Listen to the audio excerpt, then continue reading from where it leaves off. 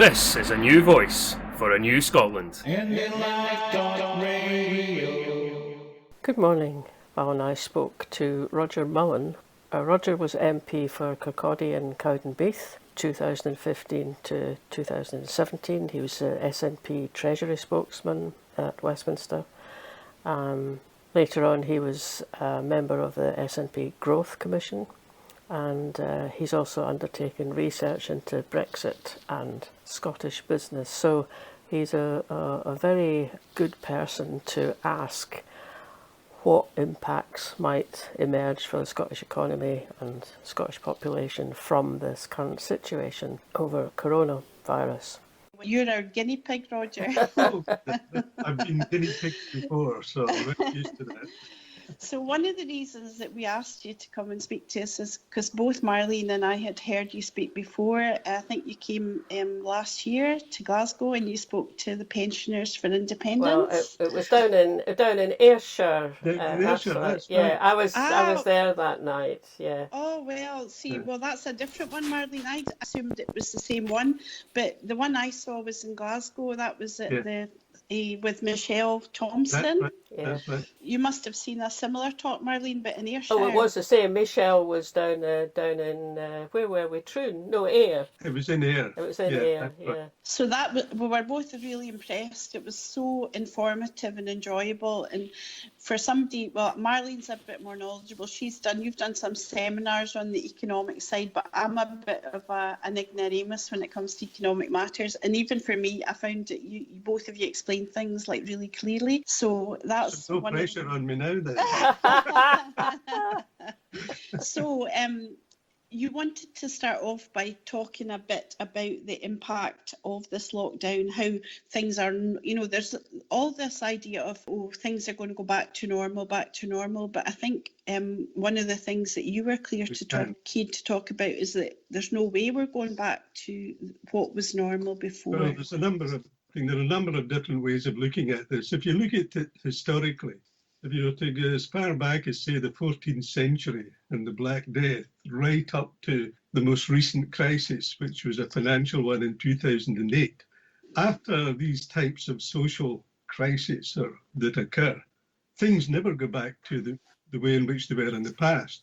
It always inflicts economic and social change of some type. The expectation, as we sit here today, is that the crisis we are in now is, of course, not going to be as devastating as the Black Death, but it is likely to be worse than the 2008 financial crisis already. Mm-hmm. And we're facing a very different type of recession to those that have typically been experienced in the past. Economic recessions in the past have usually been because of a collapse in demand. That is, fewer people purchasing things, and that's led to a shrinking of the economy, hence calling it a recession. This recession is not being caused because of that. Economically, it's being caused because of a close down of the supply side. So that businesses are having to stop, workers are having to stop working. It's not about a collapse in demand, it's about a collapse in supply. Right. Because of that, economists know that we have to think a wee bit differently as to what this kind of impact is going to have. But already I think it is safe to say that the recent modelling done by the Office for Budget Responsibility on behalf of the UK government, where they're assuming what's called V-shaped recession, that is, they're assuming as things have closed down very fast, they're assuming that when they start to unlock, things will rise up again just as quickly. If you did a graph of that, it would just look like a V, yeah. Now, this is nonsense. This cannot happen. It's not going to be a V-shaped recession for a number of obvious reasons. We already know that there are companies, large and small, that are never going to come back. They're going out of business. We already know that people are changing their habits in terms of working. So some companies have already said that, we're actually finding our productivity is better by having some type of people working from home rather than traveling into work. So there's going to be changes to the labour market. There's going to be changes as to which businesses are around. And there's going to be a long process of coming out of this. So that I'm more inclined to believe the Fraser of Allender, who said, yes, because of the sudden lockdown, we've had a collapse in economic activity, but what's going to happen is it's going to be a slow process, perhaps over a few years, of coming out and trying to recover economically, but that recovery won't end up with the economy being the same as it was before this crisis. And that's where a big challenge is going to be faced. Just going back to the V shape, I mean, I can see that thinking that if it goes down sharply, it'll come back up just as sharply. That's probably a bit idealistic. But could you say a bit more about why it would take such a long time? Because, I mean, this is probably economic for dummies, on my part, I hasten to say. But if, say, in a few months, and just to be optimistic about it, that the lockdown goes and people can go back to, well, I take it that not everyone will have a job to go back to, but if people who do have a job go back, then haven't we got back to there's supply coming in again? People are buying things, going out, shopping? No, I don't think we are the same way. If I take your example of people shopping, now what has happened? Well, it certainly happened to me, and I would imagine to yourself as well. I don't go out to the shops anything like as much as I used to. No, that's true. And I'm doing far more online purchases than before. Now, when I do that, sitting here in Fife, I found a fantastic wee fish supplier from Pittenweem who delivers fish to my door. And I've also found... I want his phone number. I've also found a smashing butcher in Scotland who delivers excellent stuff. So I don't think I'm going to return to the same way of shopping as I did before. Maybe I'll do a bit more going into shops, but I'm certainly going to continue to do more online shopping. Now, what's the implications of that? Now, some people have already been looking at this, and so what they expect to happen is that my experience will be replicated throughout society.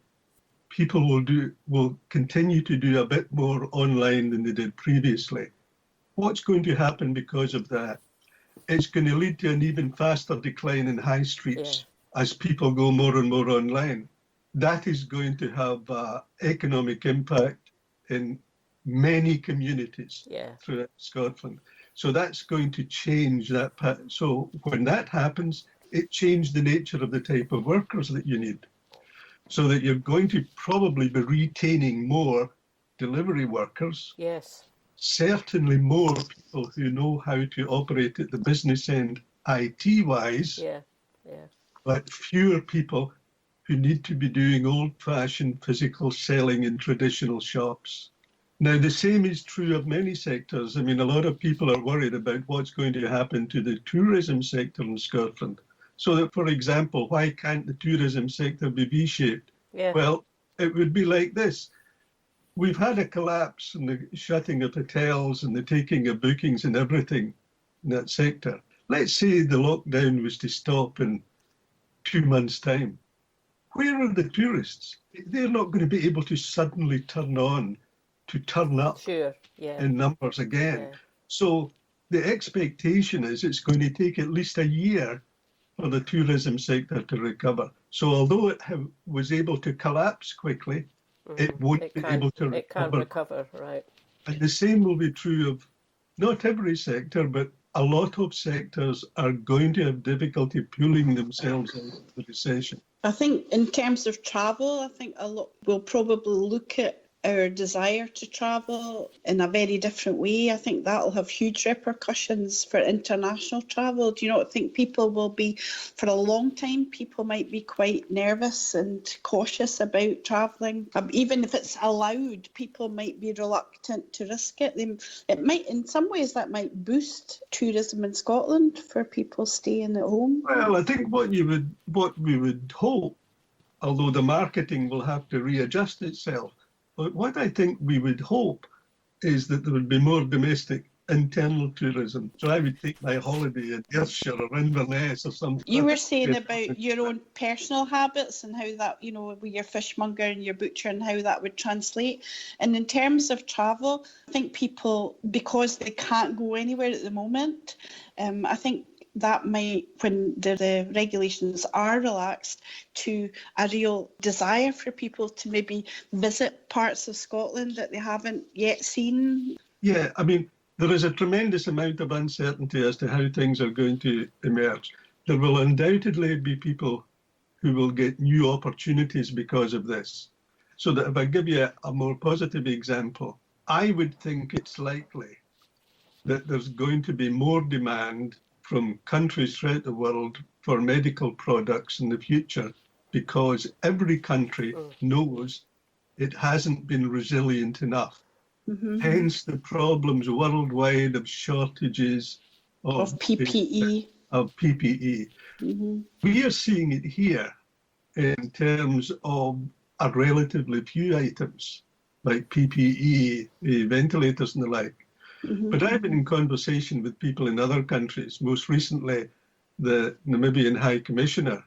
And in countries like Namibia, they've got shortage of things like infrared thermometers. I was asked to say, is there anybody in Scotland that can supply them with body bags? So what we mustn't think is that the way in which the crisis is appearing to us in our health system might be appearing in different ways in other health systems. You have quite a strong connection with Africa, don't you? Yeah, I know Africa.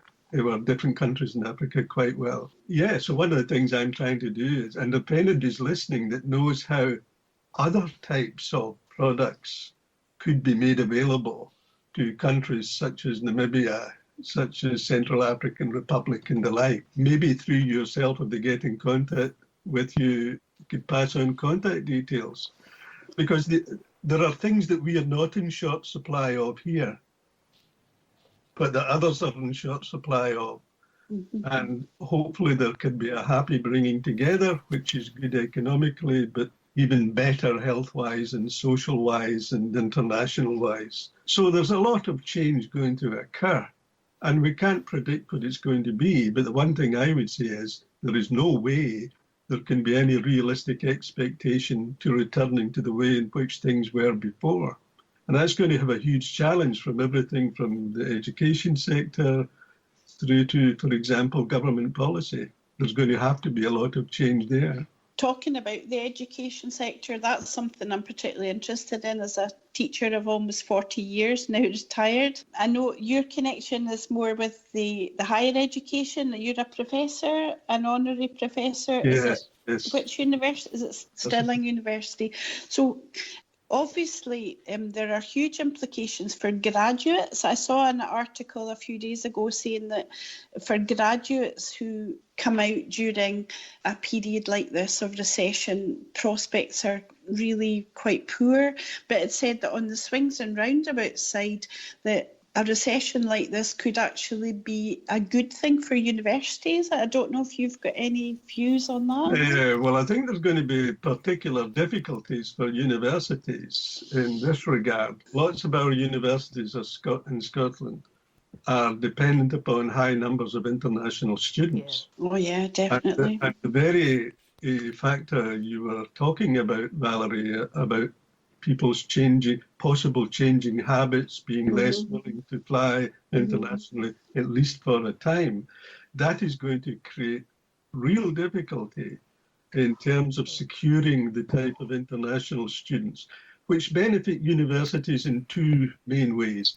They benefit universities in terms of bringing income, but they also benefit the education setting for higher education students. In other words, it's a good thing to be mixing with people from different cultures, different societies, bring different insights. So there are challenges that are going to occur there. You raise the question of graduates. Now, it's very difficult to be precise, but there's been quite a few predictions recently that UK-wise, we can look forward, even when we come out of this recession, to unemployment levels of over 2 million. at least for a time. And that, of course, will have spin-offs because it will affect the Scottish economy, will be affected. Now, if we've got more unemployment around, and when businesses are trying to reconstruct themselves, this is likely to have a number of consequences. And there's a kind of paradox here. On the one hand, we know economically that the more trained, the better skilled, the better educated your workforce is, the quicker you're going to be able to work your way out of a recession.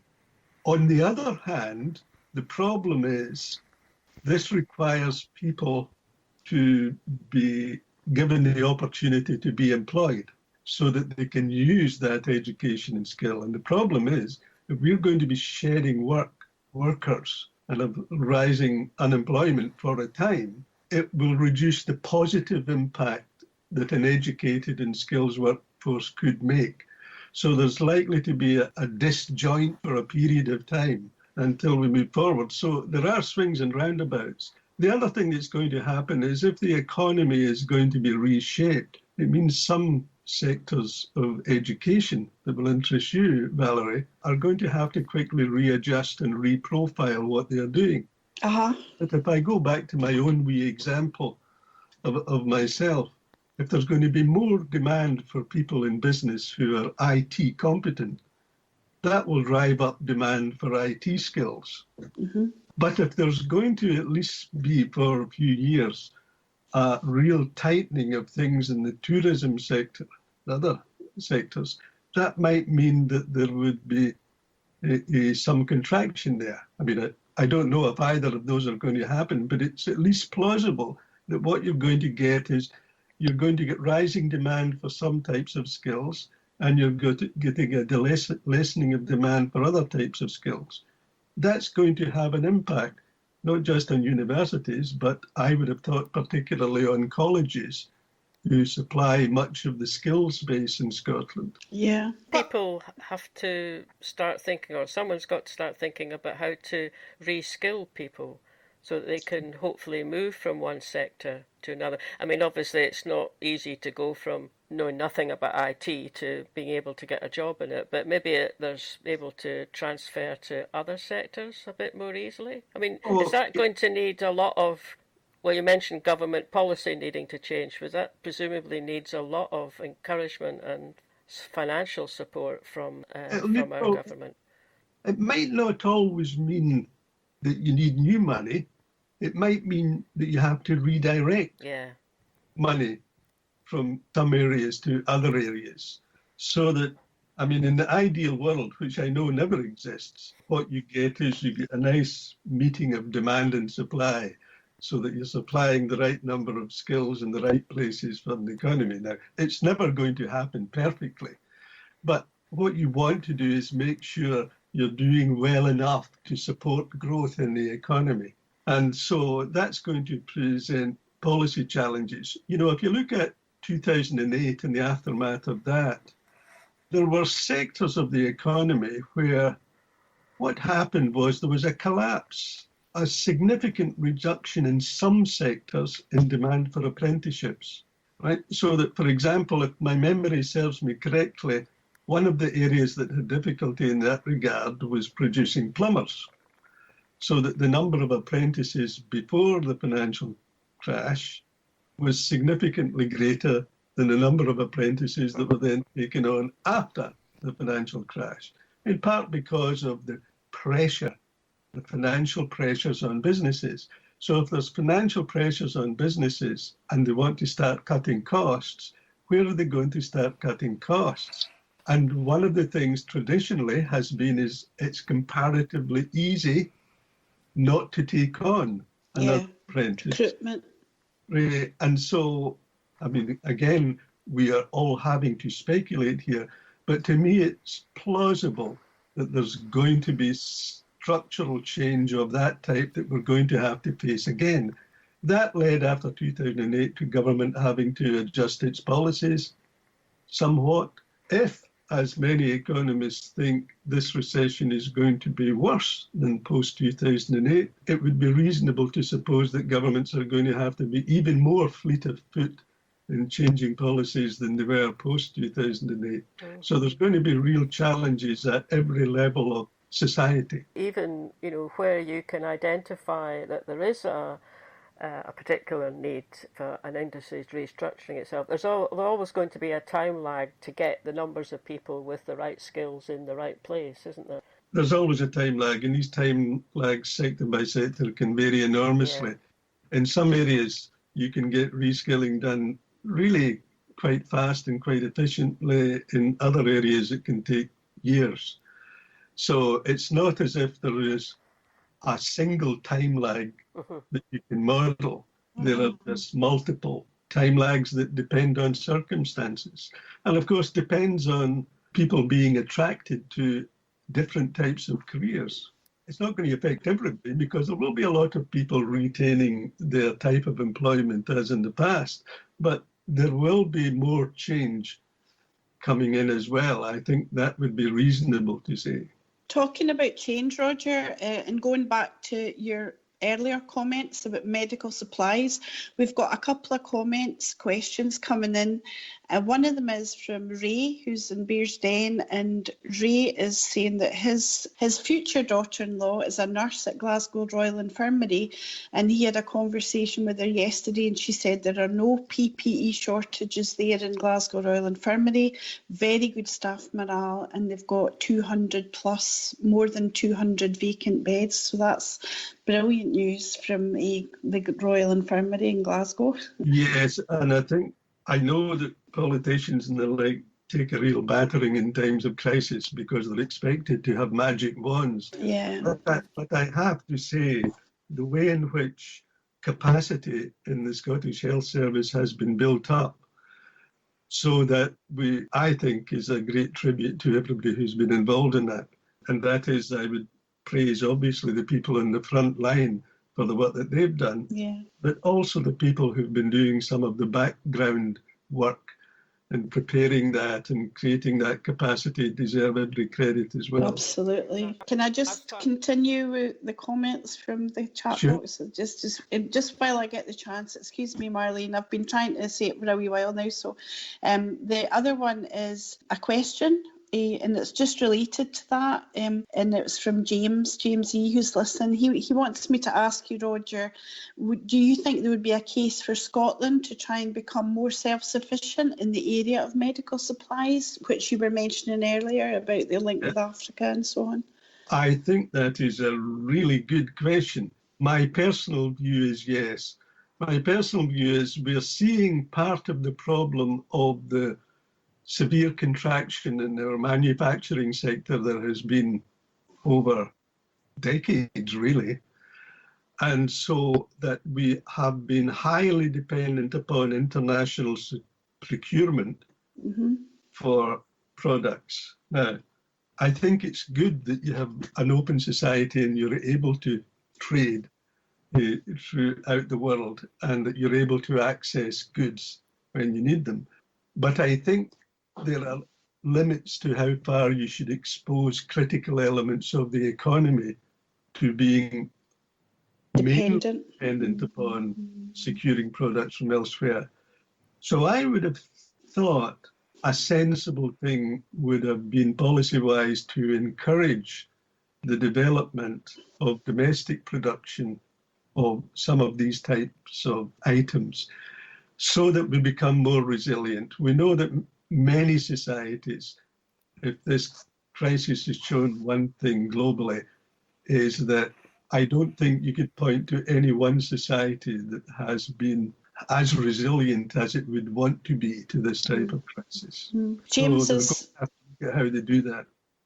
Thank you.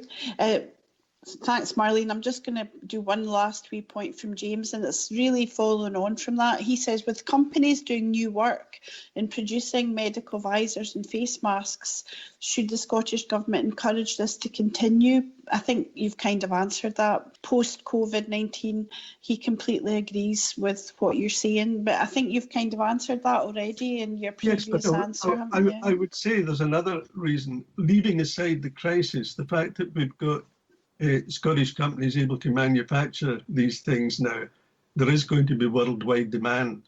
So I think what we should do is we should look at what James has been saying, which I think is a very wise comment.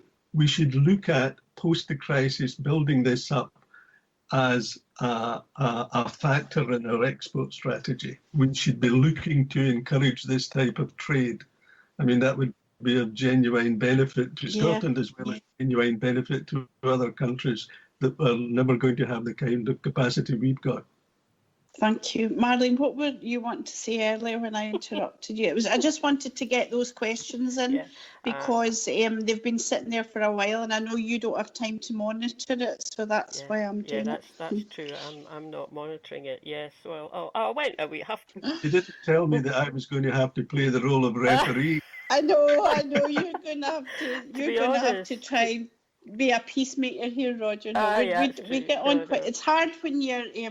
It's hard normally when we're in the studio. We've got a wee board that we hold up, but because we're here, we have to butt in. Anyway, sorry, I'll shut up. On you go, Marlene. To be honest, I've now forgotten what it was I was going to say. It was to do with the number of. It was to do with the Scottish NHS capacity. But we can move on from there. What is in my mind just now was this business of you just said about making us more resilient in terms of supplying our own having a different manufacturing base. But how does that link up with the benefits? Well, as I see them, it would be a benefit if we were still in the EU. Obviously, just we're not.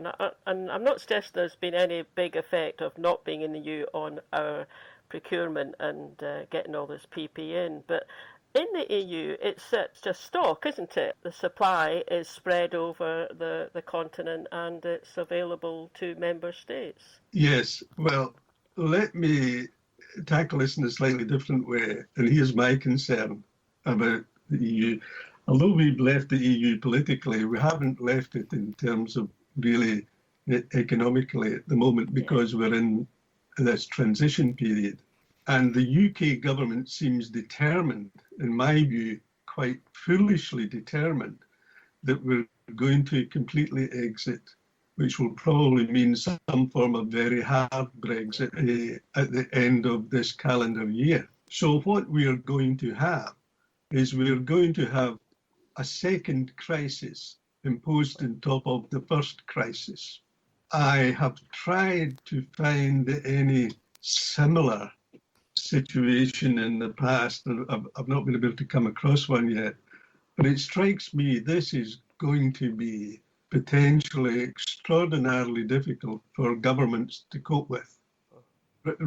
Regardless of what political colour you want your government to be in, it's going to present a huge challenge if you've got coping with this pandemic and its aftermath, and on top of that, a disruption of trading arrangements.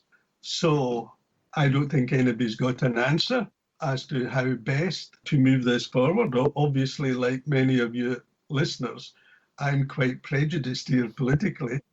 I think, if only Scotland were going to face this and we had all the power at our disposal to create the kind of bespoke policies that are going to be necessary to deal with these changes. But I'm really quite concerned about how that's going to pan out. So that's why I see us being in this, if you like, crisis situation for a considerable period of time, because you're going to have this combination of the pandemic, and we are probably not going to have a vaccine fully in place enough by the end of the year. So you're going to have this situation now running on into a period when we are then ending the transition arrangements with the EU. So that's going to be a problem.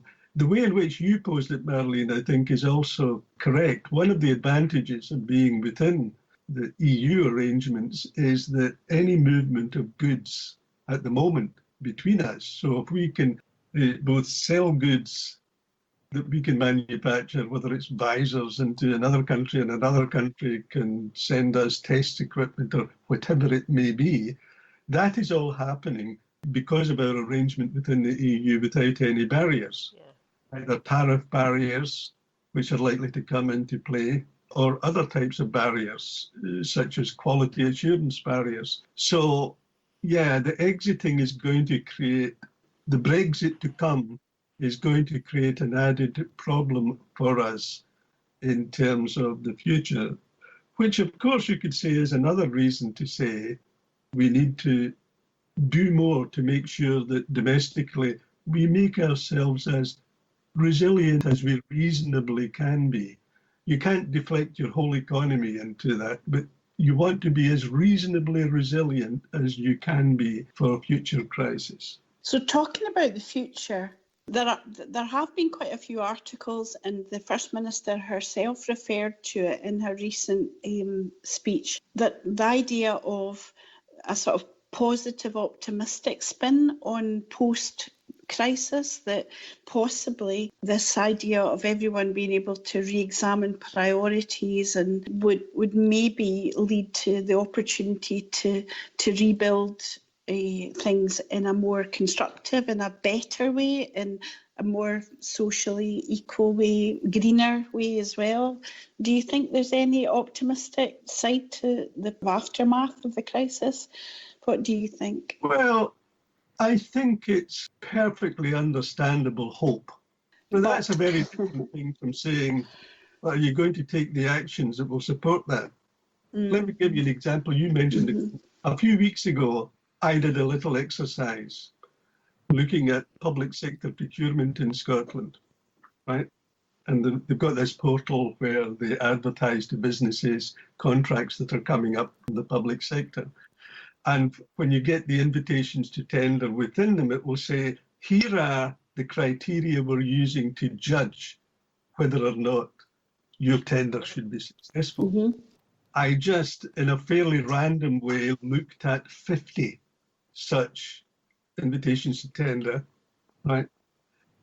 And in terms of the criteria they were going to use for the judging of awarding of contracts, not one of them had any criteria related to sustainability or impact on climate change. So I would say there's a wee practical thing I could suggest. Government is going to have to change the way it does its own procurement, and that will begin to have at least a little bit of influence in matters like that. And there are other things as well. You know, if we are going to have this further shrinking, as I suggested earlier, we might, of high street and type of retailing, I think the time has come to completely revisit the nature of business taxation. You know, so that we can't go on with models that were created for a completely different era, which are no longer suited to current circumstances. So I think there's going to have to be significant policies change. So if we go back to what you said about the First Minister, what I would say is that these are hopes that I'm sure many of us share, but it does mean that governments, including the Scottish Government, are going to have to change and think on new policies that are better fitted to the kind of future we want to create, because what we're doing at the moment will not be good enough for the future. So the moment, so someone has a business, they've got a high street premises, say, am I right in thinking that the larger the square footage of the shop or whatever it is, the more they pay in business rates? Does it roughly work like that? Well, very roughly. We do know that business rates have also been dependent upon the precise location and sure. things like that. So, and there, of course, the government has, for example, put in lots of reliefs to help small businesses and the like. The problem in a taxation system, when you've got a basic taxation system that is not in itself fit for purpose, the way in which governments throughout the world have tended to react is to say, oh, but we'll do a wee change here to ameliorate this. We'll give a wee subsidy there. We'll do that.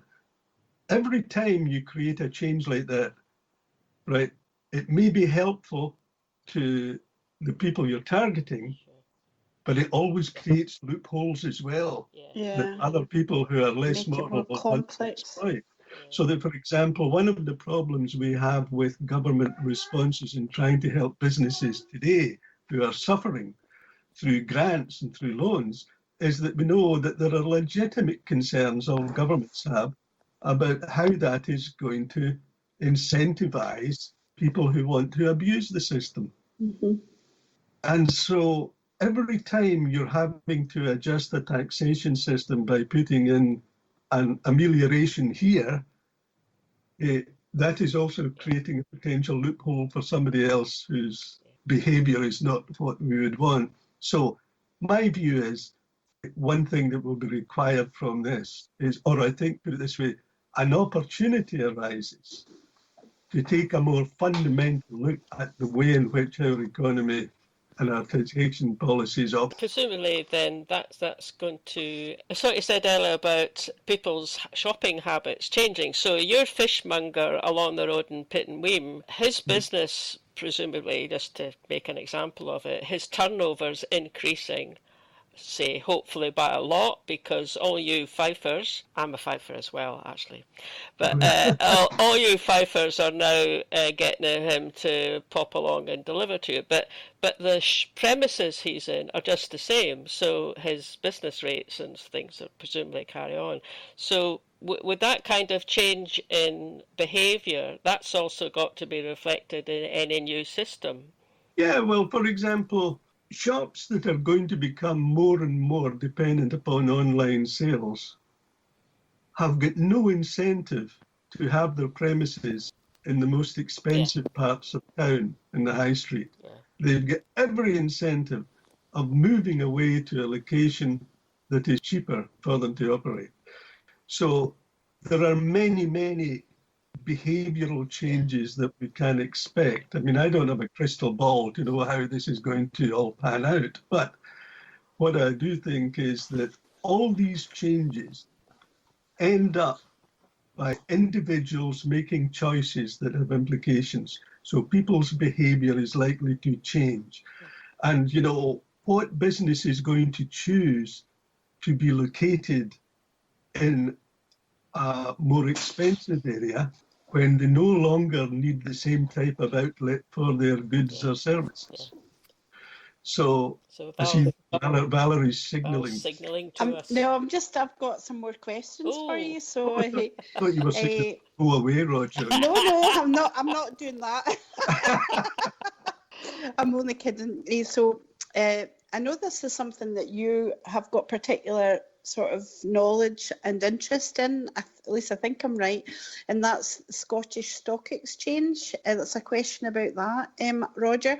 And Indy Pramat's Ray from Bearsden is asking, has this crisis had any impact on the Scottish Stock Exchange initiative, or will it make it even more critical to succeed as soon as possible? And we've got another question from X6, who's in Aberdeen. Will I just ask one at a time, or will I ask? No, okay, so he's got some more questions. Could the decline in foreign students at university be made up with shorter reskilling? That ties in with what you were saying. Shorter reskilling courses for Scottish people needing career change, and wouldn't a universal basic income be another way forward for the country? And that would provide everyone with the safety net that could transform society. So there's quite a few there. Impact on the Scottish Stock Exchange initiative, the decline in foreign students, could that be made up with shorter courses to reskill people here? And what do you think about a universal basic income? Right, well, that's really straightforward. Let me an expert in anything, but I'm happy to give you my view of matters. Well, okay, thank you. First. The fundamental case for a stock exchange does not change. I think there's a fundamental need for one in Scotland and will be so in the future. The particular initiative to set up a stock exchange, the way in which it was being promoted, that I think your speaker's probably speaking about last year and the like, that's not going to go ahead in the original format that was thought. Okay. For a whole host of complicated reasons.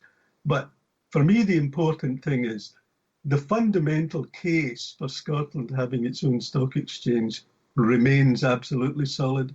And in some ways, the person asking the question was right, and in the future, even more so. Why? Because what a stock exchange does is it gives you another avenue for people to raise money for their business and to invest in their business.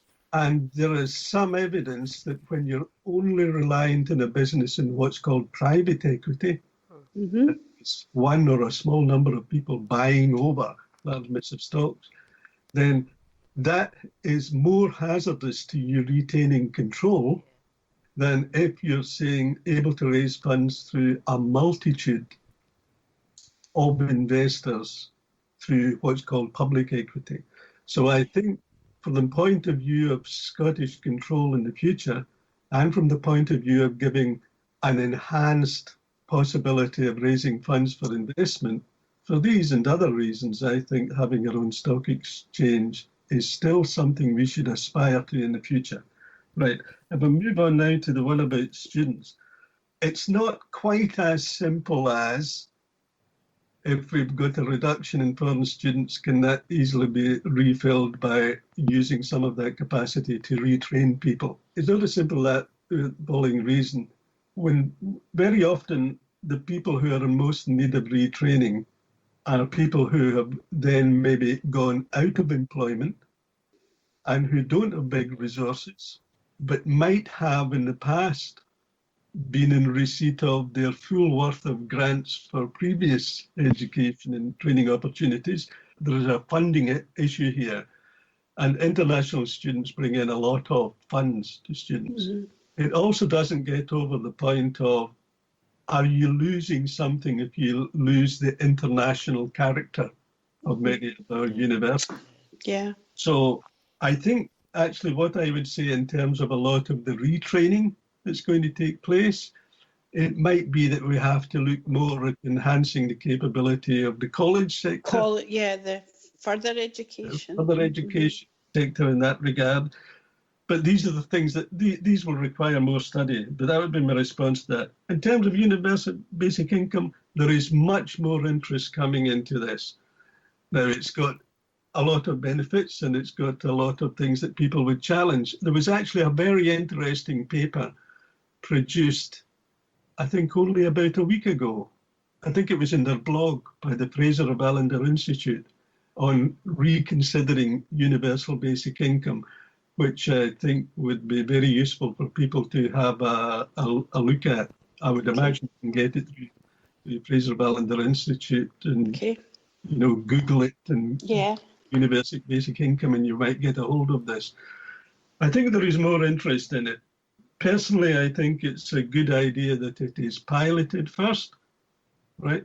And I think one of the things that is very important about universal basic income is a lot of people who believe in it for different reasons. And that in some ways is not always helpful when you're trying to construct a strategy. In other words, from a government perspective, how would we want to use universal basic income and what is the clear purpose, right? And so that I think it's a good idea to look at piloting it, and it's a good idea to study it a bit more. I think some countries have been, has Denmark not been experimenting with that? Finland. Was it Denmark, Finland, right? Finland, been, right. I think Finland had a No, you'll be right. I'm glad you mentioned Denmark, because Denmark are doing something which I think we should try and consider doing as well. And that is, all these programs that are coming out to try and help businesses. Ah, yes. Grants and loans and the like. I saw that. Denmark have been the first country to say, but none of that money is going to go to any business that is using offshore tax havens. Wow. So that if you're operating your business through a tax haven, right, and therefore not contributing what you should to a society, and therefore trying to be more competitive than businesses who are doing the right thing, Denmark are saying you're not liable to get help. Well, I thought that was that's brilliant, isn't that's going to rule Richard Branson out for getting any help with Virgin Airlines? Well, what I would say is I think the principle is a good one. Now, I say that because when I was an MP, I ran quite a lot of a campaign against the abuse of things like Scottish limited partnerships Yes, I know. and the likes, many of which were being used internationally, involving tax havens and the like, and a lot of jiggery-pokery going on. So this is an area that I'm interested in, but I think it would be wise. I mean, it's wise just from sensible politics as well. If people begin to find out, as there will be, like of my own small businesses, we're not eligible to get any of the support because of the way in which we are constructed. And I'm not complaining about that, but we are not eligible. But there will be lots of businesses that are not eligible for support. And if they think I'm a legit business that pays my tax and I'm not eligible, but some people controlled by billionaires who are offshoring and not paying their taxes, are they going to get help? When, in all honesty, they don't need help. Yeah. Right? That would be wrong. So I think what Denmark's doing is something we should look towards seeing if it can be replicated. I don't know the technical details, so I don't know how easy it is to replicate, but I think it's something we should look at. I thought that was fantastic when I read about that. And another thing I noticed there were various criteria they were using that would rule people out, rule firms out and companies out from being eligible. And the tax haven one was one, but another one I think was paying out dividends. So in other words, getting money from the state, but paying out dividends, simultaneously paying out dividends to their shareholders, which some companies have done. Yeah, and some companies haven't done. I mean, I know of a Scottish construction company. I'm not going to name it because I haven't asked permission to name it. But immediately, the First Minister said, "We think all construction should stop," at a time when the UK government were saying, no, it can continue. This Scottish company did two things. It said, "We are going to accept the advice of Nicola, and we're immediately going to stop our construction. And also what we're going to do is we are now not going to pay out our declared dividend to our shareholders." Why? Because we want to retain that money so that we are as self-sufficient as possible. That's excellent. And I thought, so there are businesses willing to do the right thing. Who are ethical. And I think these should be encouraged. And I wouldn't like to see them doing the right thing, feeling they're at disadvantage. Yeah, absolutely. Absolutely. I think that's one consequence of this crisis, that people will have looked at companies and the way that companies treated their staff and treated their customers, and they'll remember that. I mean, one obvious one is Witherspoons, that weren't paying their suppliers and paid off all their staff. But then if you look at your example, you can also look at the small Glasgow brewer, West. Glasgow West, yeah. Yeah, and they said, well, we're going to stop supplying. Witherspoons, Yeah, good for them. Yeah, and it immediately made me feel, right, I must order some of them lager online. There's been so many fantastically positive examples of companies that have done things for the public good. I mean, even just personal things, like I had booked, my mum's 86, and I had booked a lodge in Arran. We took her last year, and we're going to take her again this year because she used to live there. And go down, book a lodge. She can invite all our pals round, and we put on a wee tea party for them, and it's really nice. It's quite pricey. So I had paid quite a big deposit of several £100 to the hotel, but obviously it's in early June, so we had to cancel it. But when I contacted them, I read the small print, and the terms and conditions clearly stated that the deposit was non-refundable, and it was over £300 because it's quite an expense. We were going for quite a while, it's quite dear. But here, when I phoned up to cancel, without me even asking, they said, we'll refund your deposit, which I thought was, and they would have been within their rights not to, because I read, and I just thought, well, I'll be going back there. Well, I had a very similar experience because myself and Barbara, my wife, we were going to have a wee party for our wedding anniversary in the summer, and we cancelled that. And the hotel that we were going to and the like, we again, without asking, refunded. So that's good. I mean, one thing that I think comes out of this is that what we've just been talking about and the importance of ethics. It's always frustrated me that some people naively think that private sector businesses are always bad, public sector is always good, or vice versa. Yeah. Right? Yeah. Public sector is always bad, private sector is always good. The world's not like that. No, No, it's true. You will get very good people in both sectors. And what we need to do is, I think, we want to enhance the support we give to those who behave in the interests, not just of themselves and their business, but recognising the interests of the society that they are part of. And I think there are many businesses in Scotland have shown themselves as willing to make a contribution, not just to be on the make. Yeah, that's so true. And that's to be encouraged, surely. And Absolutely. Yeah, very much so. You've been very generous with your time, Roger, with that's us. because you've not let me go away.